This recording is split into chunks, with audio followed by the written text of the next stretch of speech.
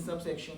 Law could be the common law, the law laid down by the courts. तो common law में आपने जैसे देखा अभी जैसे सिंधु मल्होत्रा का जजमेंट है, यश what is the ratio of the case you read?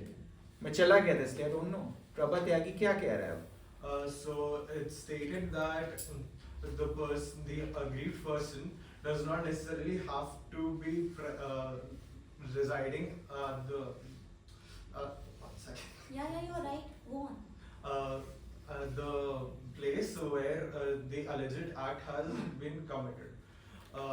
They don't have to necessarily be married to the aggressor or have a marital relationship with the aggressor. Okay, so it is clear. आप लोगों को इसका citation मिल गया? नहीं मिला तो you can share. Okay, but आप लोग उसको पढ़िएगा. तो please read these judgments and again once you go back home, आप ये bare acts पलट लीजिएगा. You will now find these acts more interesting. आपको पता चला है कि क्या क्या है, कहाँ पे पुलिस है, कहाँ मैजिस्ट्रेट है, कहाँ प्रोटेक्शन ऑफिसर्स हैं, कहाँ सर्विस प्रोवाइडर्स हैं, सेक्शन 12 क्या कहता है, क्या क्या रेमेडीज अवेलेबल हैं, रेमेडीज नहीं होती हैं तो सेक्शन 31 आ जाता है. And these reliefs are in addition to it. Shared household क्या होता है, रिलेशनशिप क्या होता है, एग्रीव पर्सन कौन है, रेस्पोंडेंट कौन है.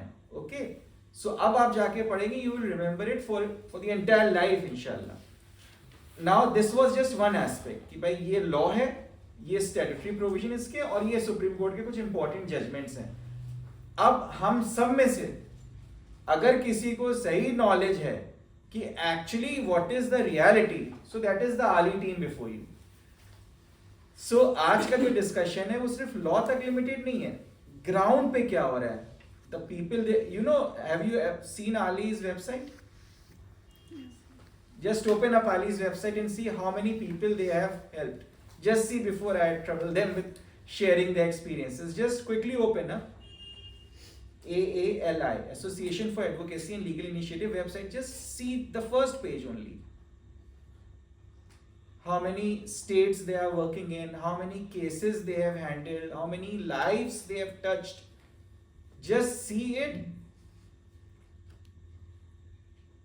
and then listen to them attentively what they are going to tell you before we come to the IT aspect. I think after this we can ask your brother because we can share Bright Sky as a link.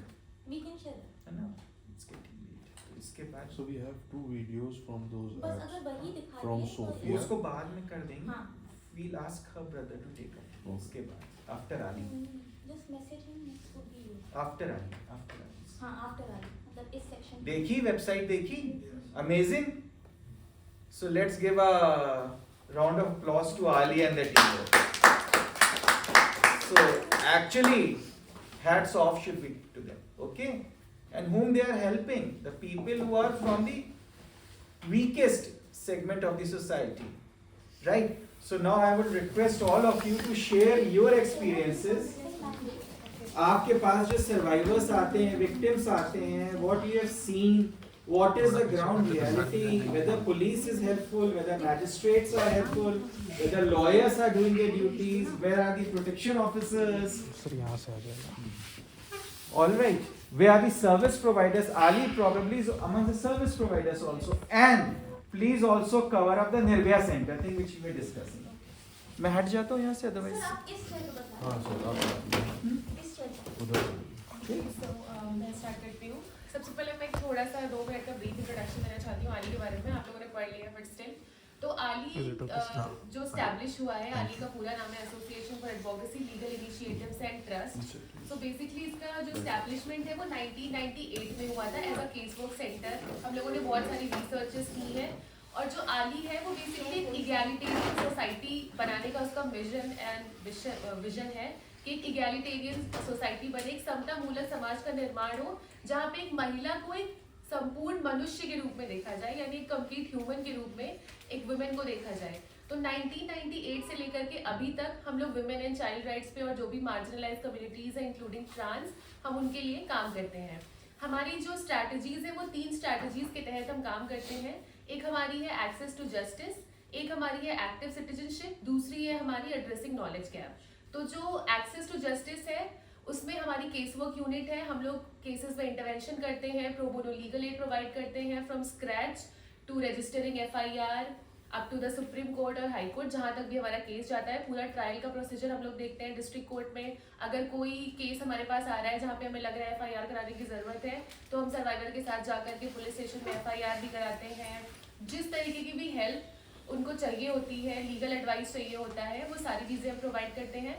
Active citizenship में हम awareness programmes करते हैं कि हमारा ये मानना है, हमारी आली की जो सोच है वो ये है कि हर व्यक्ति जो समाज में रह रहा है उसको पता होना चाहिए कि उसके राइट्स क्या हैं। जब उनको पता होगा कि उनके राइट्स क्या हैं, वो अवेयर होंगे, तभी वो उसको क्लेम कर सकते हैं। अगर मुझे पता है कि राइट टू चॉइस मेरा फंडामेंटल राइट है अंडर आर्टिकल 21, तो ही मैं उसको क्लेम कर सकती हूँ आगे चल के। तो हम अलग अलग अवेयरनेस प्रोग्राम्स चलाते हैं, हम कम्युनिटीज़ में भी जा करके काम करते हैं। हमारे कम्युनिटी लीडर्स हैं, केस वर्कर्स हैं जो कम्युनिटीज़ में जा करके भी काम करती हैं। इसके अलावा जो हमारी तीसरी स्ट्रैटेजी है वो हमारी है addressing knowledge gap. Addressing knowledge gap में हम वर्कशॉप्स करते हैं वेरियस स्टेक होल्डर्स के साथ, लॉयर्स के साथ, जजेस के साथ, पुलिस के साथ, और अभी हम यूथ वर्कशॉप्स भी करना शुरू किए हैं ताकि जितने भी कॉलेजेस हैं, लॉ कॉलेजेस हैं, यूनिवर्सिटीज़ हैं, वहाँ पे भी हम एक गैदरिंग करते हैं, एक वर्कशॉप्स करते हैं ताकि उनको भी पता चले कि क्या क्या चीज़ें लॉज में आ रही हैं। तो एड्रेसिंग नॉलेज गैप में जैसे अभी लॉ में आपने देखा कि रिस्पोंडेंट की डेफिनेशन में अडल्ट मेल पर्सन था, लेकिन जब जजमेंट आया तो अब उसमें फीमेल्स को भी इंक्लूड कर दिया गया है। तो कहीं ना कहीं वो एक गैप था। तो वो गैप को फुलफिल करने के लिए, women and child related issues पे ज़्यादा सेंसिटाइज करने के लिए जजेस को, लॉयर्स को और बाकी सारे जितने भी पुलिस हैं, जो स्टेक होल्डर्स हैं, जो डायरेक्टली जुड़े हुए हैं इन इश्यूज से, उनको सेंसिटाइज करने के लिए हम इसमें प्रोग्राम चलाते हैं। हमारी जो हम लोग उत्तर प्रदेश, उत्तराखंड, झारखंड और बिहार 4 स्टेट्स में काम करते हैं और इनमें 94 डिस्ट्रिक्ट्स में हम इंटरवेंशन करते हैं केसेस में। तो ये रहा आली के बारे में। तो सबसे पहले जैसे आज PWDVA पे हम लोग चर्चा कर रहे हैं, तो मैं बस एक सवाल पूछना चाहती हूँ आप लोगों से कि हम सब लॉ स्टूडेंट्स हैं, हम सबको पता है कि अभी जो IPC चल रहा था, इंडियन पीनल कोड 1860, उसमें 498A एक सेक्शन था क्रूएलिटी का। तो फिर हमें PWDVA एक्ट की जरूरत क्यों पड़ी?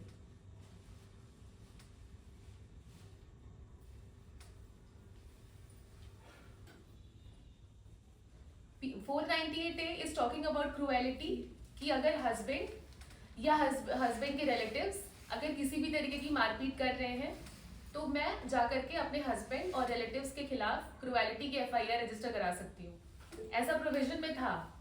Then why there is a need of PWDVA? ये वो गूगल मीट पे आंसर करना चाहते हैं। हाँ Aamna ji. Hello everyone. Probably domestic violence act जो है ये एक gender just neutral है। tell them who Yes. Amna is. Just a second, Amna ji. Firstly, thank you for joining. So we have Miss Amna Muzaffar with us, and Yeah. she Yeah. is as sir said, she is a victor, and she has fought all the battles, and with God's grace, has come out as a victorious person. And currently, I would like to tell you about her current situation, and then go back a little bit into the past. So she is currently has completed her legal studies. She is has also completed her LLM, and now she is pursuing doctorate in and doing a very nice thesis subject. I think she can tell us in the end कि उनका thesis topic क्या है, but I remember it was very impactful. And आमना जी की शादी हुई। आमना जी अपने husband के साथ UAE में कहीं सेटल हुई। अनफॉर्चुनेटली किसकी गलती किसकी नहीं, let's not go there, but ये शादी नहीं चली। And she came back to her family. her mother, who was a single aged widowed mother, and her brother's family supported her, so she was blessed in that aspect. And she started fighting her battles in the court of the local city court. And इनकी battles यहाँ से लेके high court से लेके supreme court तक चली. And with God's grace, she was victorious everywhere. And हम लोग to bring her into the current context, इन्होंने DV में भी केस फाइल किया था, एंड DV में भी इनको सारे ऑर्डर्स मिले थे, बट इनका टोटल लिटिगेशन स्ट्रगल अगर हम देखें तो it has been 11 years of struggle. अभी भी शायद कुछ कुछ केस चल रहे हो या नहीं चल रहे हो। हाँ Aamna ji, thank you for joining us, बताइए। Thank you Aishwarya ji. और क्वेश्चन किया था कि while there is 498A, what's the need of Domestic Violence Act 2005? Now, DV Act is a gender neutral. Even husband, wife, daughter, son, parents. Violence तो किसी के साथ भी हो सकता है. This Domestic Violence Act is not specifically for matrimonial dispute. और मेरे वाले केस में अल्लाह पाक का और जजेस का रोल बहुत अच्छा था, and on every date I used to be present at court. और जो जुडिशरी है वो मैं हमेशा कहती हूँ कि वो ऑक्सीजन है, और जितना बुक्स में लिखा है और जितना डोमेस्टिक वायलेंस एक्ट में लिखा है या डिफरेंट एक्ट्स में लिखा है, उसका एग्जीक्यूशन नहीं हो पाता है because of probably number of cases. Otherwise, I noticed in 11.5 years कि every judge from trial court, session court, honorable high court, honorable supreme court, सब लोग काम करना चाहते हैं और सब लोग रिलीफ देते हैं विक्टिम को। तो बस, और ऋषभ भाई और आप ऐश्वर्या जी, they all are like क्या बोलूं, I'm really speechless for you people. आप लोग बहुत ग्रेट इंसान है। नहीं, not at all. Let's clap for Amna. I am proud of her. Alright, should I proceed? Yes, Alright, please. thank you Amna ji for your points. So हाँ, आप लोगों में से कोई आंसर करना चाहेगा? क्वेश्चन ये है कि जब क्रुएल्टी का एक ऑफेंस था इंडियन पिनल कोड में, तो एक नया कानून लाने की क्या जरूरत पड़ी? इसके ऊपर कुछ आप लोग बताना चाहेंगे? The framework didn't support the cases in general, or like we talked about, like there was need for a report before any action could be taking place in the court, right? So maybe it was things like that didn't really support the victims. So there was an overwhelming need to come out with another act to help them out. Okay, तो मैं बताती हूँ। जैसे हम लोग आली में काम करते हैं, आली में आपको जब आप आली में काम करते हो तो आपको ग्राउंड लेवल की जो रियलिटी होती है आपको वो पता चलती है। डोमेस्टिक वायलेंस एक्चुअली में क्या है आपको वो पता चलती है। हम लोग जितने लोग, हमारे घर के जो लोग हैं, हम लोग ऑब्वियसली लॉयर्स हैं, लॉ स्टूडेंट्स हैं, तो हमारे लिए कोर्ट जाना, कचहरी जाना, पुलिस स्टेशन जाना is not a very big deal. हमारे लिए वो चीज़ बहुत, क्योंकि वो हमारा डेली का काम है। बट अगर मैं शायद से अपने घर में किसी को बोलूँ जो शायद से कभी भी पुलिस स्टेशन नहीं गया, कभी कोर्ट नहीं गया, तो वो एक बार को पुलिस स्टेशन जाने में उसको बहुत डर लगेगा कि पता नहीं पुलिस वाले मुझसे क्या पूछ ले, पता नहीं वो मेरे साथ क्या करते, पता नहीं मैं उनका जवाब दे पाऊँ कि नहीं, पता नहीं मैं, वो एक अनकंफर्टेबल वाला जो आपका एटीट्यूड आ जाता है, एक जो डर अंदर से आ जाता है। तो और बहुत सारे केसेस में ऐसा होता है कि जो महिलाएं हैं उनको बचपन से वो फीड किया जाता है कि देखो अब तुम्हारी शादी हो गई है, अब तुम अपने ससुराल जा रही हो, पेरेंट्स की जो रिस्पॉन्सिबिलिटी थी अब वो यहाँ पे खत्म होती है। अब आप नए घर में जा रही हैं, हस्बैंड जो है आप अपने दायित्व, अपने कर्तव्य, अपने राइट्स ड्यूटीज आपकी उसकी तरफ है, आप उसको फुलफिल करिए। अब यहाँ से आपकी विदाई है, अब आपकी डोली यहाँ से घर से उठेगी, तो अब हस्बैंड के घर से इज योर फ्यूनरल टाइम, जो एक चलता आ रहा है, जो फीड करते हैं। तो कहीं ना कहीं जो महिलाएं होती हैं उनको ये डर रहता है कि अच्छा अब तो मेरी शादी हो गई है, अब मैं अपने ससुराल में जा रही हूँ, और अगर मेरे साथ किसी तरीके का वायलेंस हो रहा है तो मैं आवाज उठाऊं कि नहीं उठाऊं।